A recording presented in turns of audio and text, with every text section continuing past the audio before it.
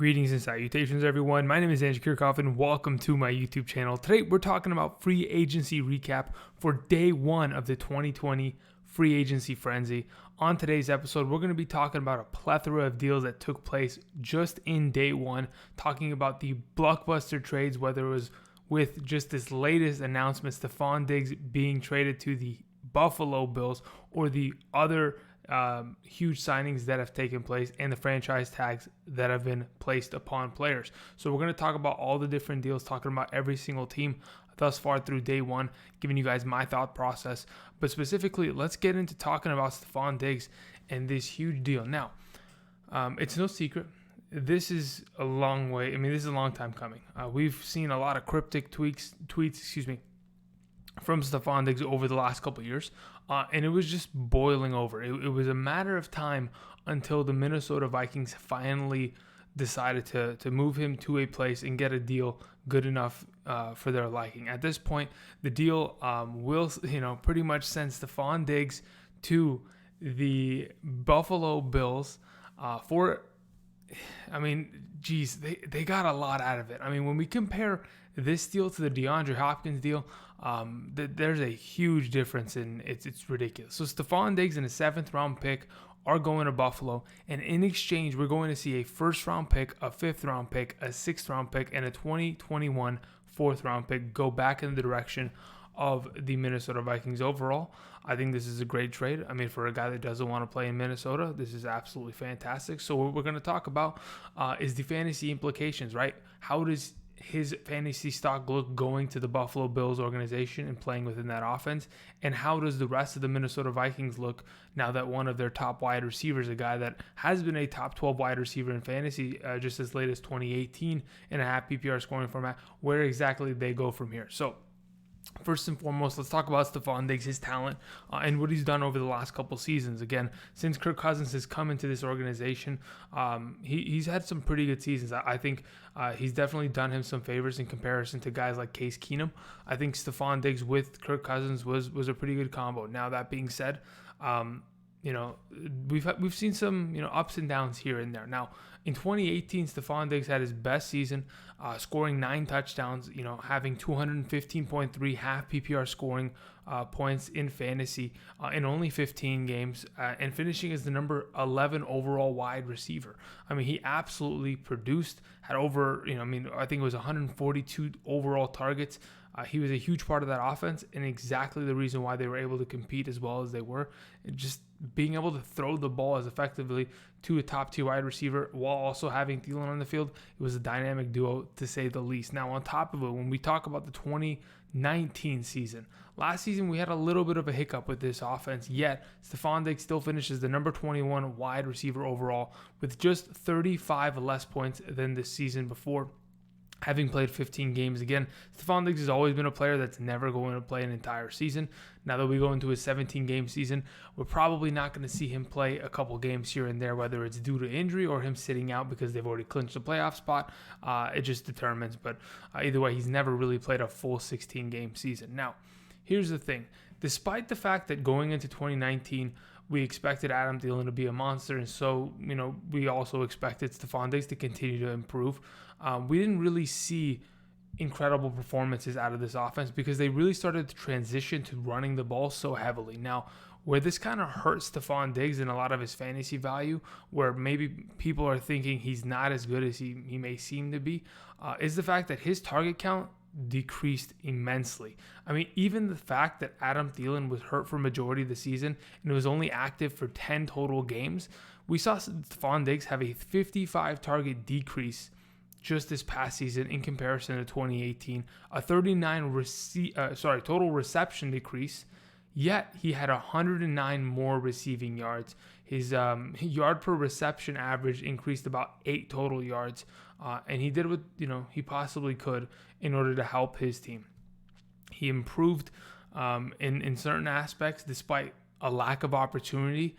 Again, going from 142 targets to 90 some odd targets, that's a huge difference. You would think that he missed multiple games, and you would think that maybe Adam Thielen was getting the targets. Well, Adam Thielen was gone, and yet he still wasn't getting force-fed targets.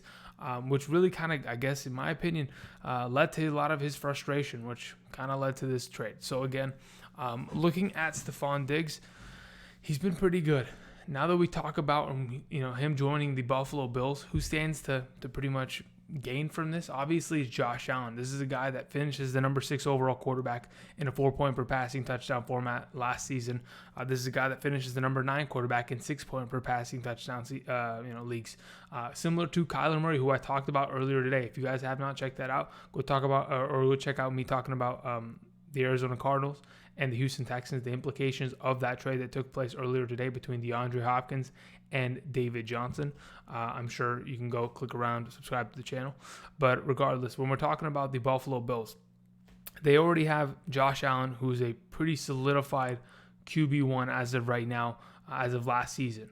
Now that you add a wide receiver one potential here with Stefon Diggs, already we see some signs of potentially getting to the point where Stefon Diggs could come in and make Josh Allen an even better quarterback. We saw John Brown last year, despite John Brown being, very inconsistent throughout his entire NFL career, find himself finishing as the number 20 overall wide receiver, having himself the best season of his career, and just completely revitalizing himself. Cole Beasley also did something similar, finishing as the number 34 wide receiver, while everyone thought that it just wasn't capable for him to finish as a wide receiver 3.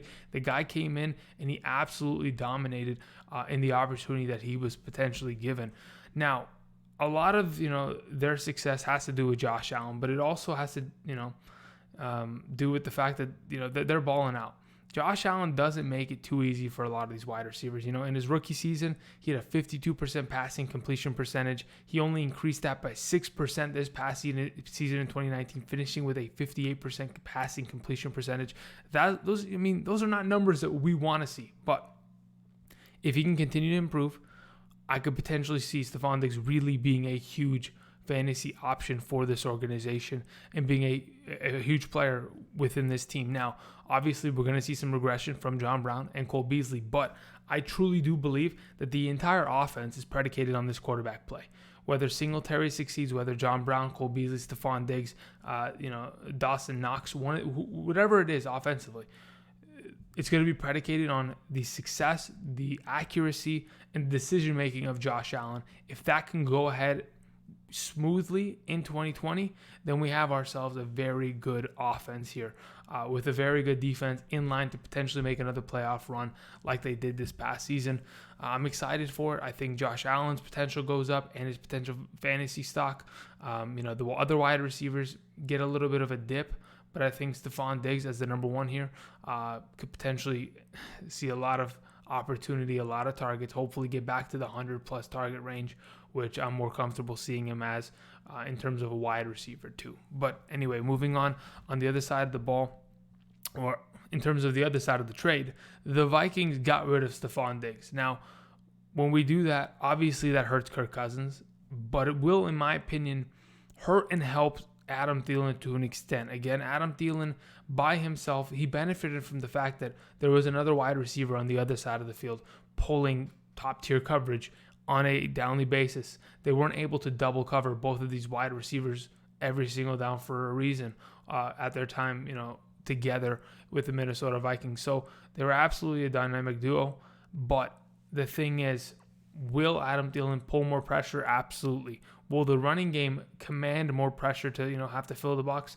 I think that's going to be the main thing. Adam Thielen, without a doubt in my mind, is going to contend for potentially another top 12 season here in 2020 because of the fact that Kirk Cousins is going to have to force feed him the ball. It's without a doubt in my mind. I think this trade helps both these top tier wide receivers, Diggs and Thielen, and both of them should be good to go in 2020. But again, this definitely hurts Kirk Cousins. He wasn't really in the running for a top 12 spot. But again, just wanted to put that out there. Okay, so now that we've gone over the Stefon Diggs trade, let's talk about everyone's day one recap, starting off with the NFC West. So we're going to go every division, who they've added, my thoughts on the teams, their additions, and what they potentially could do in the coming days in order to win free agency. Again, there's a lot of teams that will make huge statements in terms of a lot of cap space available or potential trades that they could get done. But winning free agency takes a lot of wheeling and dealing, quote unquote, and building a roster that can actually produce. So we'll see how this goes. But anyway, starting off with the NFC West, let's start with the Arizona Cardinals. Now, the Arizona Cardinals, as we sit here, I've kind of already went over it. I did refer to it earlier. You can go check out that video on my thoughts. DeAndre Hopkins, they traded for. Kenyon Drake hitting with the franchise tag, and then Zane Gonzalez has been hit with a second-round tender. Now, really quickly, to kind of give you an idea of what a second-round tender is, or what a tender is in general, if you're not familiar. If, for example, I put a tender on a player, which because they're restricted, there's a potential that if this player goes out and gets a contract from a different organization, you have the ability to match the contract. Now, if in fact you do not match said contract, did I get a little bit of a lag spike? No problem. If the team, like the Arizona Cardinals, doesn't want to contend, the other team will then have to give you a second round pick. That's the deal. So again, I'm going to try to re-explain this. If I put a second round tender on a kicker and somebody else wants to come, what's happening? I don't understand what is going on here. I mean, am I freezing up? Yeah, I'm getting a little bit of lag here, but we're gonna just power through it. We're good. Anyway, either way. So if I refer to a tender, I'll explain it again. But moving on. We've already talked about the Arizona Cardinals. Let's talk about the Los Angeles Rams. Did they do anything today? Not really. Corey Littleton looks to probably be moved by the end of this entire free agency frenzy. They're shopping Todd Gurley and Brandon Cooks, both these guys with huge contracts that they paid a lot of money to. Is that going to hurt this organization? Absolutely. It's not even a question in my thought process at this point. So at this moment in time, we're going to sit here and think to ourselves, they're probably going to be traded and or cut because it's just far too expensive, especially paying $13+ million to a running back every single season. That's something that's just not possible in the National Football League anymore. It's just in terms of what they want to do, in terms of the pieces they need to add defensively, Gurley is definitely a liability at this moment in time, especially considering his weariness and his health being in question in terms of what we saw last year from him, and then obviously in the Super Bowl in 2018. Moving on to the San Francisco 49ers. At this point, Arik Armstead got a monster deal. I mean, $80+ million. It's not even close. This guy is just absolutely fiending at this point. And then we had ourselves Jimmy Ward get himself a contract, safety for the team. They're bringing back pieces. Sean Coleman, one of their offensive linemen. They're just reassuring that. But the big piece that they decided to move today was they decided to trade DeForest Buckner, pretty much, in my opinion, should be a Pro Bowl defensive tackle the way he played this past season, for the number 13 overall pick to the Indianapolis Colts. You set that up. There's no problem there. At this point, you're pretty much obviously committing to Arik Armstead and a guy like Nick Bosa. But again, they're still going to have a dominant defense regardless of this move at this point. But again, the Colts making a big play and getting a huge player there. All right, moving on to the Seattle Seahawks. We have ourselves Greg Olsen, Luke Wilson, and Jacob Hollister, all three tight ends being pretty much re-upped and brought back this coming season. I thought they may make a play for a guy like Jimmy Graham, considering the success he's had there in the past, but that's just not the case. So at this moment in time, what we have here is just three tight ends coming back and joining the organization, three guys that can absolutely do it, and then they'll still have a couple guys here and there. In terms of, goodness, why am I forgetting the guy's name that gotten injured the last couple seasons? I'm going to forget his name, and I'm not going to remember it, goodness. But anyway, Greg Olsen probably the go-to starter at this point, but all in all should be good. Moving on. They've also added a couple pieces in terms of defensive line, re-signing guys and re-upping and extending. Jaron Reed, Brandon Jackson, both solidifying the defensive line for this team, which they'll probably have to do considering they're going to probably lose Clowney this offseason. All right, moving on to the NFC South. These are going to be quicker probably, in my opinion, because of the fact that we're probably going to see ourselves with these teams not really having too many moves. So, Falcons, straight away. They cut Devontae Freeman. They cut Desmond Trufant. Those guys will have to find new homes. They traded for Hayden Hurst. They set a second-round pick for him. Pretty good deal considering he was a first-round pick a couple years back because of the fact that they lost Austin Hooper, who ended up with the Cleveland Browns. We'll talk about that in a little bit. Hayden Hurst joins the team. Could be a pretty big fantasy option for this organization, considering the fact of what we saw Hooper produce. If, in fact, we're going to see Hayden Hurst in that role, that could be huge. Moving on, the New Orleans Saints really haven't done much. They, re-signed some interior defensive linemen, but otherwise their entire offseason has been dealing with the quarterback situation, Breeze, Bridgewater, and Taysom Hill. Whether or not one of them gets a deal in the coming days, we'll just have to wait and see. Carolina Panthers really haven't done much. They've obviously, in my opinion, lost more talent defensively than they potentially gained. They signed a couple players, but again, losing a guy like Luke Kuechly due to retirement, that's never going to leave you in the right spot. The draft's going to potentially help them, but again, they lost James Bradbury, cornerback. It's just they're not looking in the best spot in terms of free agency. Really haven't made any splash at all. Tampa Bay offensively haven't done much. We're thinking, potentially in the coming days we'll see Tom Brady or the Jameis Winston domino fall. But outside of that, defensively, they're shoring up everything. Shaq Barrett, a guy that absolutely dominated for this team this season, rushing the passer. He's been tagged, and JPP got a contract extension for this defense. Moving on to the NFC North. Speaking of, I was mentioning Jimmy Graham. He's going to be going to the Bears. Obviously, the Trey Burton experiment that was, a couple years there didn't pan out. We have Danny Trevathan getting an extended contract, and the rumors are pretty much either the Chicago Bears are going to end up with Andy Dalton or Nick Foles in the coming days. We'll just have to wait and see. Maybe both. Maybe they got to push Mitchell Trubisky even that much more with another quarterback or two. The Green Bay Packers. Chances are Brian Bulaga is not going to be joining the team. He will probably test the market, and that is why they went out and they signed Rick Wagner, a guy that used to play for the Ravens, then moved to the Detroit Lions. Now he's going to play, I think, the successor to the right tackle position of what Brian Bulaga was able to do there.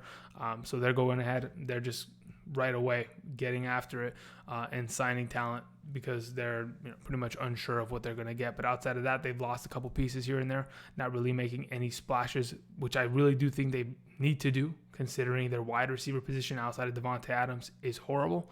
They got to make some moves very soon.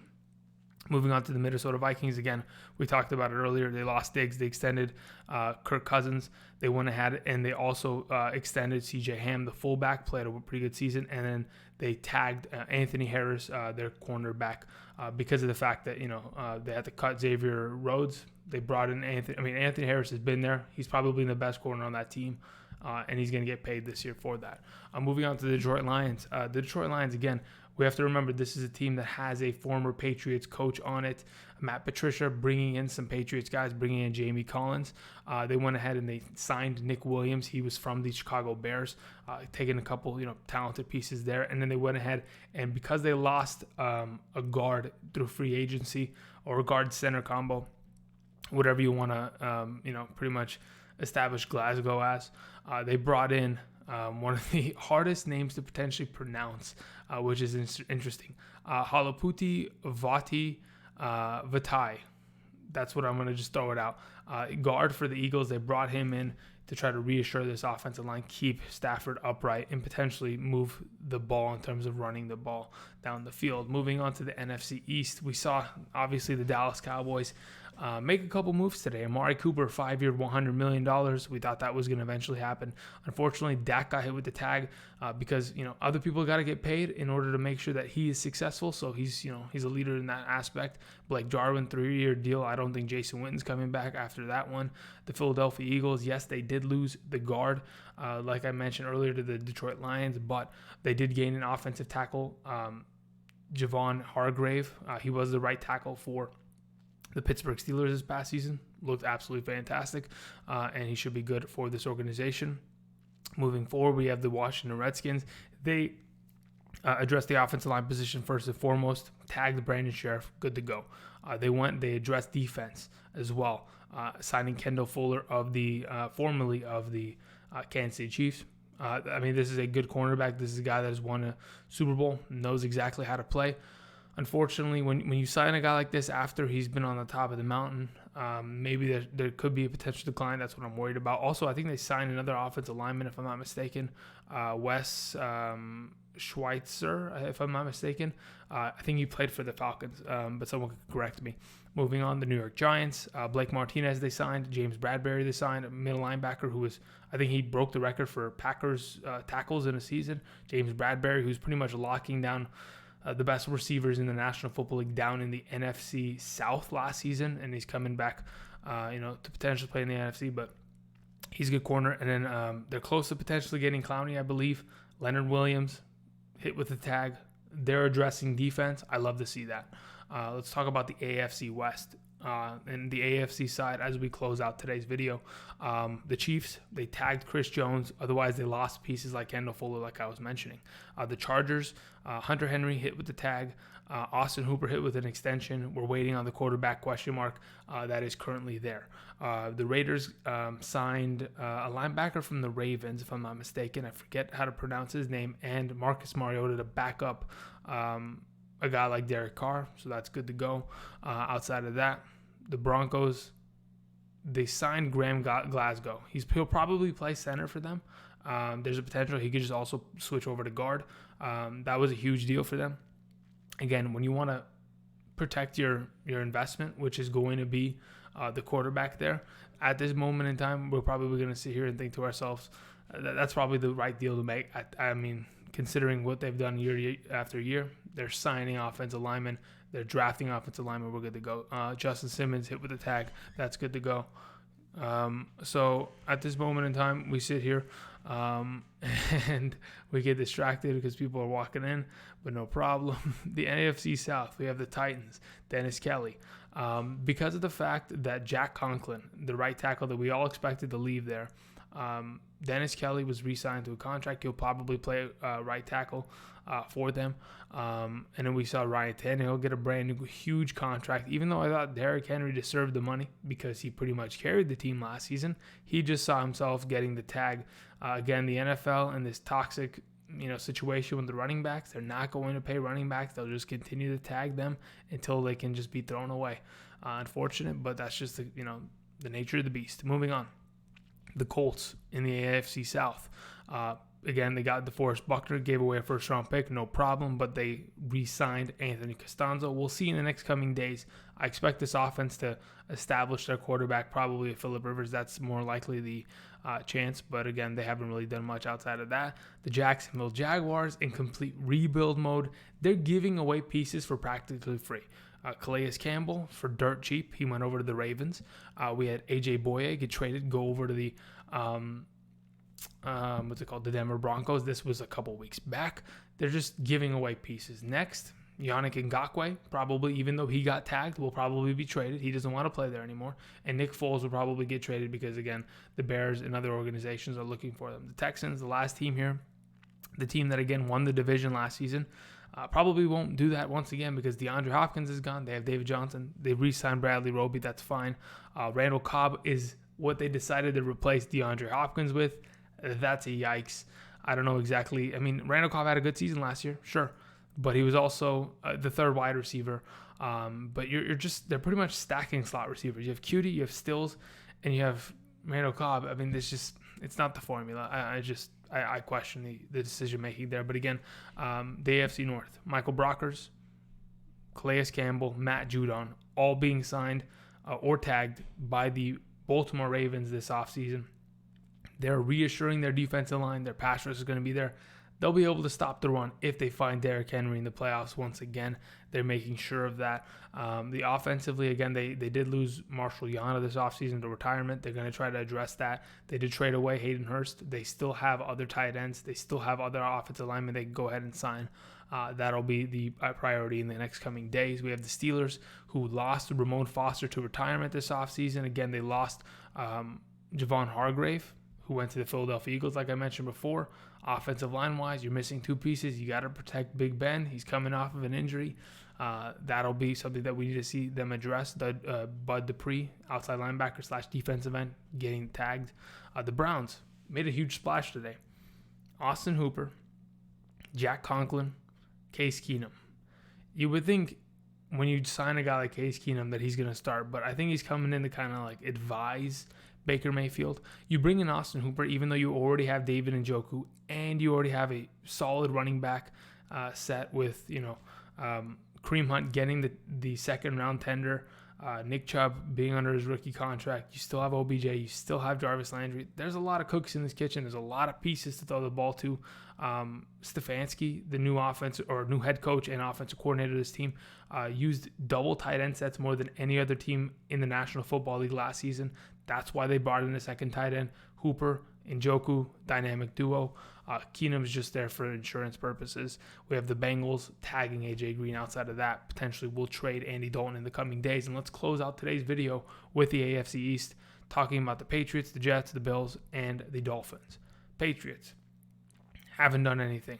Haven't added any offensive weapons to make Brady want to go back. It's unbelievable. No trades have happened. Hopefully something will happen in the next coming days. Otherwise, they'll be in trouble. The only thing they've done, extended Devin McCourty, which they need to do defensively, and they tagged Joe Thuney, the offensive guard. Protection, that's fine. The Jets, they signed George Fant. George Fant was the former, right tackle. He switched around of the Seattle Seahawks. They brought him in. Obviously, they needed some potential, protection there for their young quarterback. The Bills, again, they got their guy, Diggs. They signed A.J. Klein, who was playing for the Saints last season. They got Mario Addison, defensive lineman for the Carolina Panthers. They're starting to, recuperate some pieces here because they lost pieces. Speaking of a piece they lost the guy, Shaq Lawson, to a division rival, the Dolphins. Now, on top of that, the defense for the Dolphins is looking a lot better after just today. They signed Shaq Lawson. They go and they also signed Kyle Van Noy. Let's not forget, their head coach used to be the defensive coordinator for the Patriots. You play in the same division, you're eventually going to have to poach some players here and there. Kyle Van Noy, that leader of that defense, coming over to the Dolphins. And then you went and you made Byron Jones the highest paid quarterback in the National Football League. They deserve it? I don't know. Will he have to earn it? Absolutely. But anyway, this defense looking a lot better. The Finns and the Giants, they made some huge defensive moves today, I believe. Will that, potentially lead to success? We're hoping so. But overall, this was the day one review of the 2020 free agency frenzy that took place. Thank you, everybody, for watching. Hopefully you enjoyed today's video. Hopefully we'll see some more action in the coming days in terms of fantasy, in terms of signings, trades, etc.